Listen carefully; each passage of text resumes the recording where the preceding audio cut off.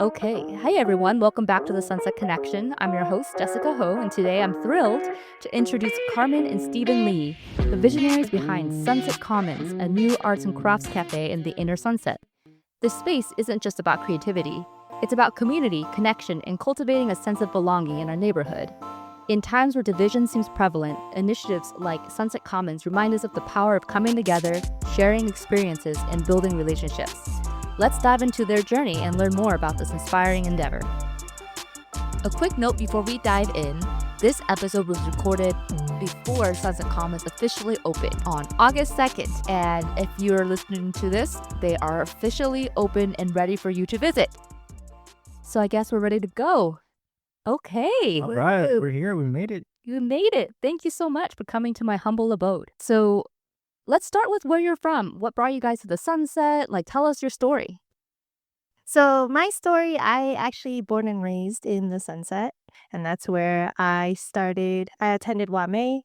I attended Jefferson Elementary, St. Anne's, and then Wash. So I've always been in the Sunset.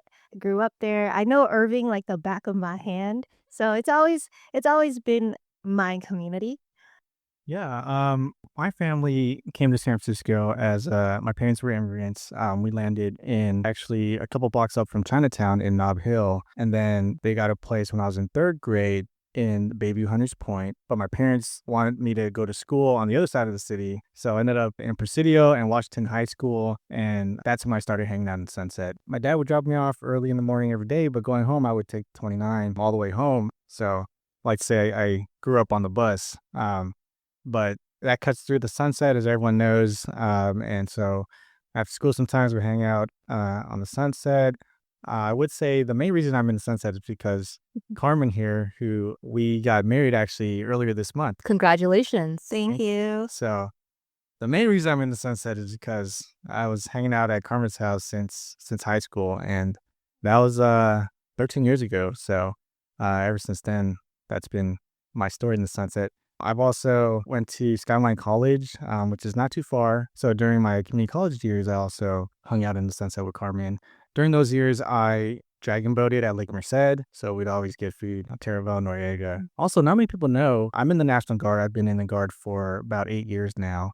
There's a National Guard armory near Lake Merced as well, tucked hidden away near the zoo, and I was in that unit until 2021. So that's kind of my short history in Sunset.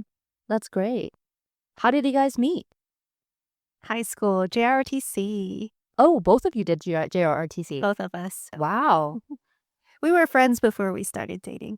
Yeah, I noticed most of the guests here are from Lowell, so we gotta Yeah, I gotta represent. represent Wash here. Okay.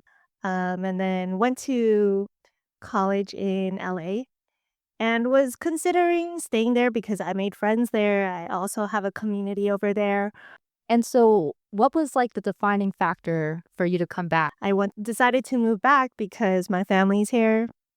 I also have friends and community here, so to get back to this community. The answer is always family, right? Family and community still here. We mentioned the program that we're in high school, JROTC. It's a unique program in the sense that it combines different classes, so freshman to senior, and it's peer led. So there's a big community there as well that is still really tight knit. So that's one of the main reasons I came back to San Francisco. And even now, my day job is in Sacramento, but I'm back every weekend. That's commitment. Yeah, I know that commute. It is not easy. it's not easy. Some people do it every day, which is crazy. It's not healthy. It's not. So A lot of driving. Yeah. Yeah. Third spaces is what you guys are creating, correct? Right? This is a Absolutely. big deal. Yeah. As the Surgeon General mentioned before this administration, Vivek Murthy, that loneliness is an epidemic. It's a public health epidemic, right? And I think the lack of third spaces is something that's really important for people to combat loneliness. And there just aren't a lot of spaces in the Sunset District. Yeah. So I think that what you guys are doing is really awesome, and actually something that I am also trying to do as well. So we're trying to build more spaces for a community, which is great. I love that. Yeah, awesome. You came back from LA, you're here, you're back in the community. Then what inspired you to create Sunset Commons? Yeah. So when I came back, most of the friends that I knew also went off to college. So coming back, I needed to find a community again. And when I started hitting up my friends, we went to go hang out, get lunch, get dinner. And then after dinner, super full, but I still wanted to hang out. They still wanted to hang out. So now we're like, all right, what should we do? Let's go get dessert. But at a certain point, I'm just too full to eat anymore. So I'm looking for alternatives besides just eating dessert. And if you think about the sunset, like what can you do in the evening time if you're not eating dessert? Well, you could go to the bar, you could go to the game parlor, or you could go to karaoke. But other than that, it's hard to find evening activities to do in the sunset. And personally for me, I wanted a space that I could hang out with my friends at, also craft because I like crafting. So I'm like, all right, there's nothing in the sunset that we could do that. So let's do it ourselves. Let's start that ourselves. That's amazing. So, what do you envision the Sunset Commons to provide? Like, will it be open late at night? Like, what is it? What's the format? Well, we're going to be open throughout the day and the evening. The daytime, there'll be a little coffee shop. Folks can, work from home there, hang out, read a book, or do the crafts. We're also going to be offering workshops on the weekends with instructors that will provide the material. So there's that if folks like to do a more social and instructive activity. And then there'll also be opportunities for private events if folks want to do that, birthday parties, what have you. But we also envision it really to be a third space, as you were talking about, a common room or a living room for the sunset. We want to make sure we have a community board, for example, where we can advertise all the fairs that are going on. The sunset is really experiencing a sort of renaissance, and it's really amazing to see. I know, Jess, you've been a big part of that work, so we're really happy about that. So we want to make sure folks know about that. We also want to make sure that there's discourse and discussion among the community about any topics. Officials can come and have their coffee hours, and groups like, the city has more than 20 democratic clubs like that. They can host their membership meetings and things like that. We want to make sure there's a space for community. And so that's what we're envisioning right now. Mhm. I have also felt that way, but like I never thought, let's open up a storefront. So like what made you take that leap? Ooh, yeah. I think for me, I've always wanted to start a business. So it's always been percolating at the back of my mind. Oh, I could do this. I could do that. But I think what really drove me to really want to do Sunset Commons is because the pandemic happened. Everyone's anxious, depressed, lonely. We need more spaces like this. So it's like, what did I get a degree for at UCLA if I don't do anything substantial with it? So I'm like, all right, let's try. And if it fails, at least we tried. Yeah, Carmen's family has always been the more, business or entrepreneurial side of things. And Carmen has an MBA. For me, I've always been focused on public service, and I just love the challenge of doing something, planning it, going from planning to execution. Sunset Commons, to me, I think it's something that we're doing for the first time together. So we're going through all the permitting, all the renovations, all this for the first time with a lot of help from the city, which has been really helpful. Just setting that goal and telling ourselves that, life is a little too short to always want to think about doing something, but never actually doing it. So we want to make sure that we take our best stab at it, provide something valuable to the community. I agree. I don't want to be at my deathbed and be like, oh, I regret not even trying to start something or not doing it. So it's just like, okay, let's just do it. Let's just start. Let's find out, and then go from there. Great. So what is your goal? Like what is it that you want to achieve? Like when you see X, you're like, this is it. I made it. We made it. Mm. I think success to me looks like whenever someone comes into Sunset Commons, they're feeling excited about, oh, the possibilities of what can I do today at the store? What should I make? So definitely feeling excited about all the potentials, feeling curious about, oh, what am I going to learn today? What's going to happen today? And then also practicing courage so that they're not afraid of failing, that, making something with your own hands takes courage because you don't know if it's going to be something great or something that maybe there's a few cracks. It's okay. But entering into Sunset Commons and then having that kind of environment, and then also having a bustling kind of common space. There's something going on every day, something to look forward to every day.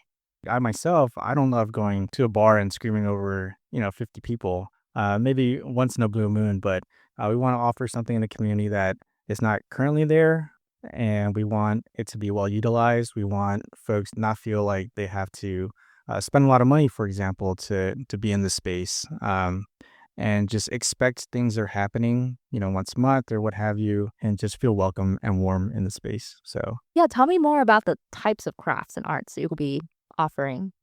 Yeah, so for example, I'm super excited to teach others how to hand crochet. So, how to hand crochet a bag. A lot of other people have reached out to us and they're like, oh, I want to teach how to mend holes in my shirt or holes in my jeans. I've had people reach out to me about lino cut.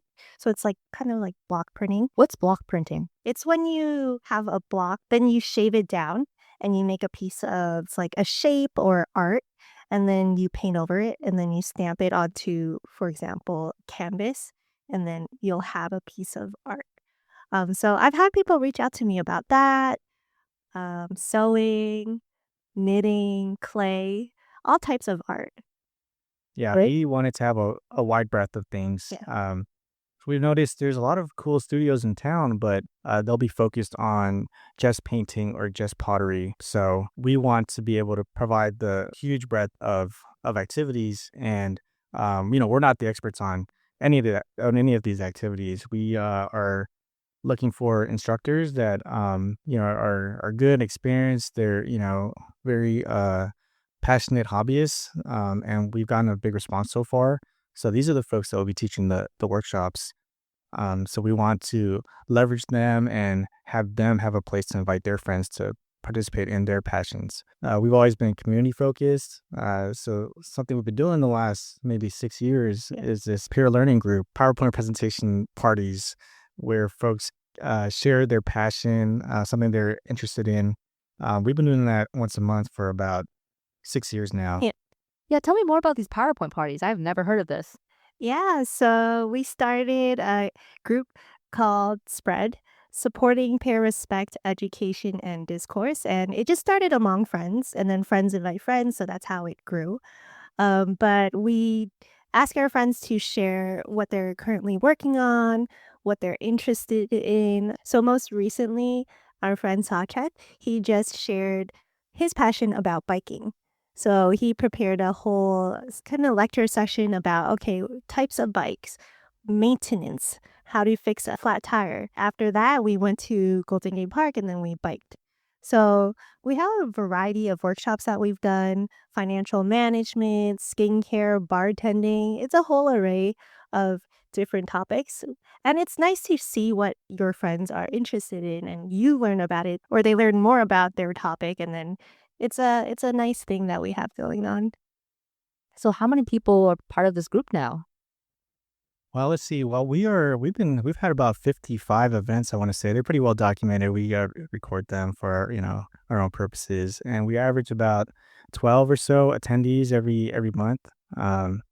And sometimes it's just going out to participate in one of the cleanup events that folks are hosting throughout town, or it's just social event. We just hang out. It's been going pretty strong. So 5 years or so, something like that. Yeah, 6. Yeah. How do people learn about it if they want to join this group? Yeah, spread_SF. And so you'll find us there and just go ahead and DM us and we'll add you to the roster. Great. I'll make sure to link that to the show notes. Is that how most people find you? Is through the Instagram? Instagram, but also just word of mouth. Friends will invite friends, and that's how we expand the group. Great. So another question I have for makers or like enthusiastic hobbyists, how do they reach out if they want to teach a class, and how will they be compensated? Like, is there sort of a business model for that? Yeah, absolutely. So the primary way to reach out is through our Instagram. of course, we have email and everything, but we know folks are on Instagram. Sunset Commons is the account. We're very responsive. And yeah, there is a business model where both ourselves and the instructors split the share of the revenue. So it's ticket revenue. We'll be offering tickets to all the workshops on Eventbrite. So that's a platform that folks are familiar with. And uh, it's a model where we're also getting the word out, marketing the event, and the instructor is also doing that to their network. And so the more folks that show up, the more beneficial for both parties. When are you planning to start? That is the magic question. We signed the lease on our place. It's on 17th and Irving on the corner. Folks might have seen it as they traveled through the sunset. We signed the lease for that space in December 2024. As we said, we're the first time business owners. We've been working with the city on, inspecting the space. There's a whole number of inspections you have to do with different city departments. Since the space wasn't renovated in about 30 years, there wasn't enough material between the commercial space and the residential space above. So the building inspector came and said, yes, you actually need to redo your ceiling. And so that's what we're going through. So that added a few weeks between opening dates. So I mean, permitting in San Francisco is no joke. And I've known a lot of small business owners who have had to delay their openings by months, sometimes a year, because of permitting issues or anything else. So the fact that you guys are only a month off of your target date is really impressive. Yeah, I was going to ask you what advice you would give to small business owners. I think one of the major lessons I learned from this experience is over communicate. And it helps that we're not afraid to reach out to the different resources. So the Office of Small Business was really helpful. There's all these resources that I didn't know about until I started looking into it. But there's resources out there, and it's good to always reach out to different people and just ask them for their opinions and experience, because then you'll have a lot more option. What advice would you give to a new business owner that was interested in picking a location? If you're starting a cafe, you want to look for a space that was originally a cafe, because it already has all the infrastructure. It'll have the plumbing, it'll have the sinks. Like, you don't even have to worry about that. You already know the city's going to approve it because it was previously a cafe use. We kind of took the other option, even though we knew this advice, because yeah, great advice. We didn't take it. we didn't take it because, the rent for the space that we had, also the proximity, location. But if there was an option that was ideal, the ideal thing would, have a space that was previously a cafe. But so since you guys didn't open a space that was previously a cafe, so how did you guys have to change use? Did you guys have to go to the planning commission, or was it a simple permit change? Like, how did it work? The long story short answer is utilize all these services that the city provides as far as small business coaching. Kitty Tank Shop, but also the state has designated small business development centers. Those are the experts, because it is such a daunting journey to go through. And it's pretty complicated. So you need help. You need to find a mentor. You need to find communities that are like-minded and have the resources to help you. That's absolutely crucial. Like, if we try to do it ourselves, we would be so far behind from where we are. With the help that we got, we were able to navigate these things, right? So though folks in the Office of Small Business, for example, can connect us directly to the inspectors that know the code back and forth, and told us exactly what we need to do in order to have that renovation work out. For example, we are not a full kitchen in the cafe. We are I don't know what the legal term is, a limited use cafe, meaning that we don't have a stove and we're not going to be cooking in the space. So with that, there are less requirements, right? But we still had to put in a number of sinks according to the state health guidelines.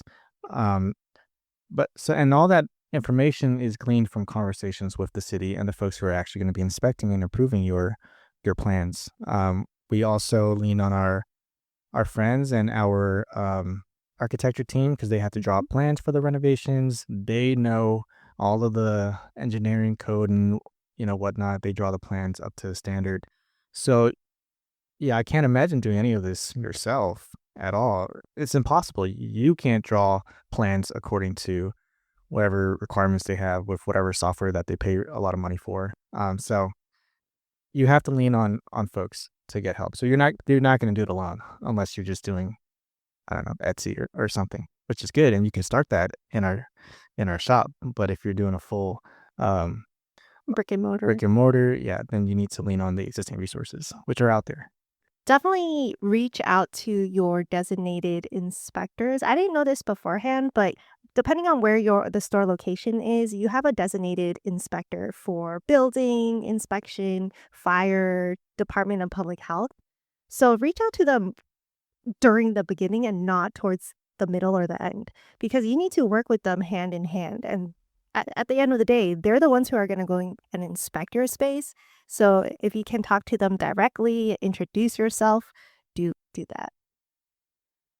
So before this, what were you doing? Because I remember you were at the farmer's market. We've been doing pop-ups while we've been renovating, just to engage with the community and introduce ourselves, tell them that we're coming. So please be prepared to come over.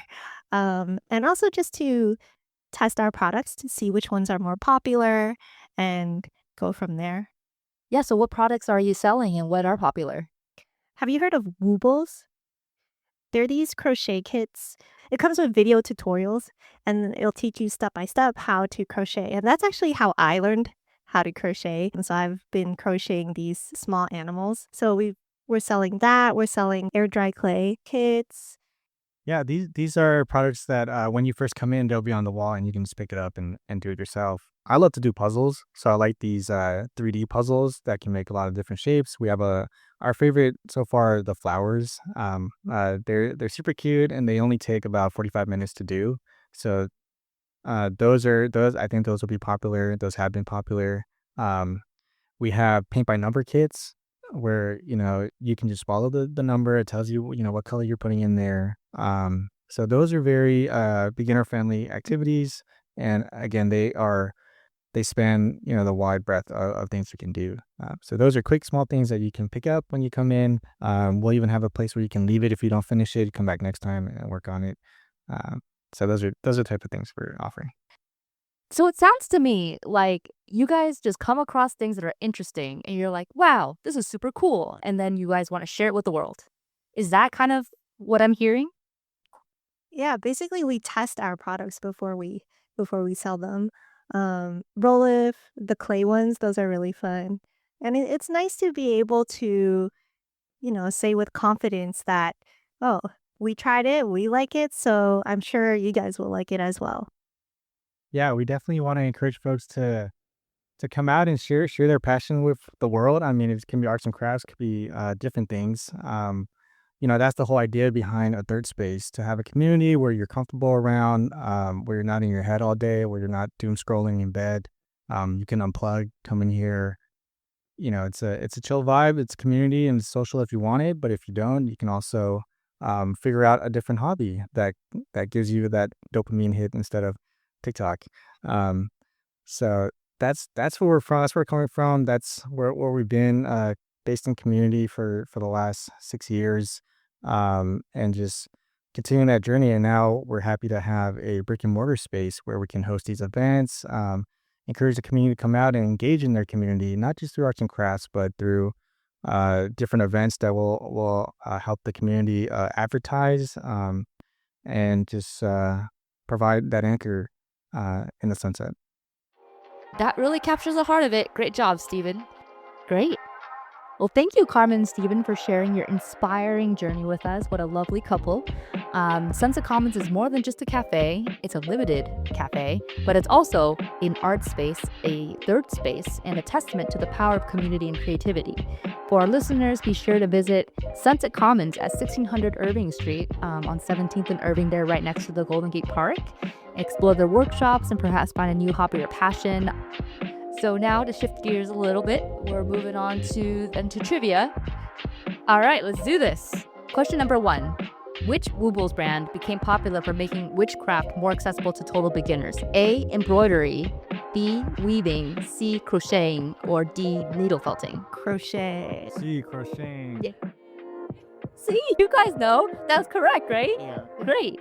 The Woobles made amigurumi crochet super beginning friendly with cute animal kits and a just learn a little loop approach that went viral on TikTok. Claymoo is known for its viral videos featuring which of the following? A. Hyper-realistic miniature furniture. B. Whimsical air-dry clay characters. C. Resin ocean art. Or D. Giant pottery wheel challenges. Air dry clay. It's B. Yes, it is. The answer is B. Whimsical air-dry clay characters. Claymoo's squishy little clay characters are handmade, oddly satisfying to watch, and often include fun accessories like tiny hats and eggshells. 2 out of 3, pretty good. So last question.